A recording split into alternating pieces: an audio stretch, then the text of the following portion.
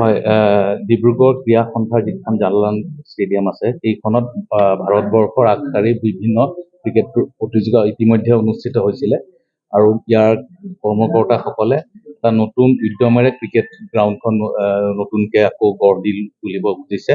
মই তাতে আজি পৰিদৰ্শন কৰিলোঁ। তাতে 5খন উইকেট বনাইছে আৰু আউটফিল্ডখনৰ গোটেই চিষ্টেমটো গোটেই আউটফিল্ডৰ ওপৰৰ ছাৰ্ফেচ লেয়াৰটো বদলাই দিছে আৰু নতুন ঘাঁহ তাতে সংৰোপণ কৰিছে।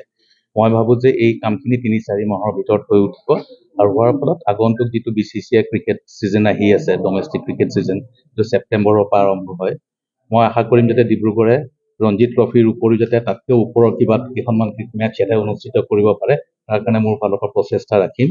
আৰু এই যিখিনি ইনফ্ৰাষ্ট্ৰাকচাৰৰ কাম ডিব্ৰুগড় ডিষ্ট্ৰিক্ট ক্ৰীড়া সন্থাই কৰি আছে, ইয়াৰ ফলত গোটেই আপাৰ আছামত এটা নতুন জাগৰণ হৈছে ইয়াৰ য়াং ক্ৰিকেটাৰ্ছখিনি মাজত। আৰু মই আজি দেখি খুব আনন্দিত যে ইয়াতে ল'ৰাৰ লগতে ছোৱালীসকলেও যথেষ্ট আগ্ৰহেৰে ক্ৰিকেট গ্ৰহণ কৰিছে আৰু ইয়াৰ ফলত আগন্তুক দিনত অসমে ভাল ক্ৰিকেটাৰ ডিব্ৰুগড়ৰ পৰা পাব।